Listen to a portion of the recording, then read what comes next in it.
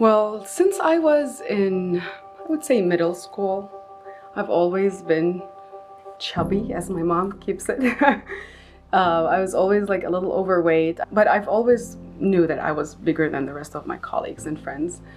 My mom is also obese, my dad, my grandmother, my grandfather, so it really runs in the family. So I didn't look really odd, but at the same time, I didn't feel so good. Well, during medical school, studying and being all the time at the hospital and all of that, I didn't have time a lot to diet and so forth. But when I first got engaged and, I need to find a wedding dress and all of that, I'm like, oops, well, I have to look for size 16 and size 18 dresses, and it didn't feel good. So that's when I thought maybe I should just, look better and start dieting.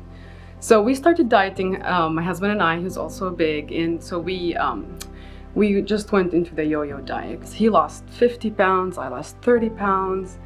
4 or 5 months later, we gain it back. So I always feel like I'm judged differently, but I do not whatsoever make what people think of how I look affect my reactions at all. So when my son told me, I was going with him to the baseball, and he just looked at me and he goes, "Mom, look at the other moms. They all look good. Why are you different? And why are you fat?"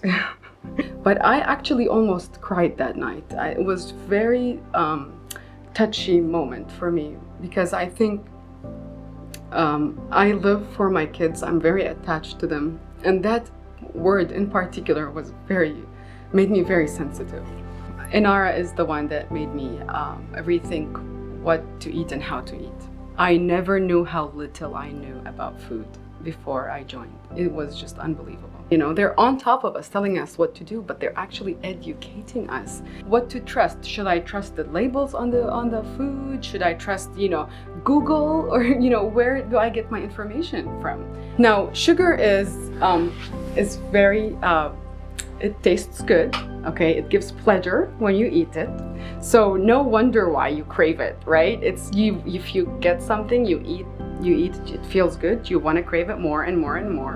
And it's subconscious. It is not something that you plan. So Abdul and I, we just moved to California from Virginia. And new friends and everything were invited. We were looking at our pictures, and then he goes, "You know what, I think this is how I want to start my life in California." And so I stayed with Enara, and Abdul did the surgery. He lost 75 pounds since April 2nd. Ramadan by itself was 20 pounds, poor guy. Yeah.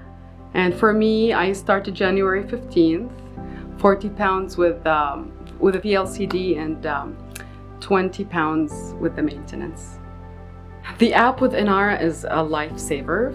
When you go on your iPhone and you have you scroll down and the most visualized apps pop up, for instance, mail and phone, and Enara is always one of them for me. I go there 2 or 3 times a day. Now, pictures, okay? At first I thought that was a little too much. It took me a while to get used to take pictures. It took me a while, but then I felt very uncomfortable when I missed a picture and I didn't send it. By the 4th week, it was completely natural for me. Chick boom, chick boom, chick boom. And I had a business trip to Hawaii. On the flight, I texted Dr. Baluni and the dietitian. I said, "I am on my way to Hawaii, and over there, I'm gonna have so much temptations, but I promise I'm gonna stay on track." So he sends me support and she sends me support. It's like, "No, you'll be fine." There was this very famous donut, the coordinator with me. She's like, you can't just go to Hawaii and not have it. It's just no way. There's a way difference between if somebody is forcing you to do something and if something you're doing is just completely out of your own will. My mind is saturated with the proper science behind it, and I'm not forced to do it. It's my own will. So it's gonna work.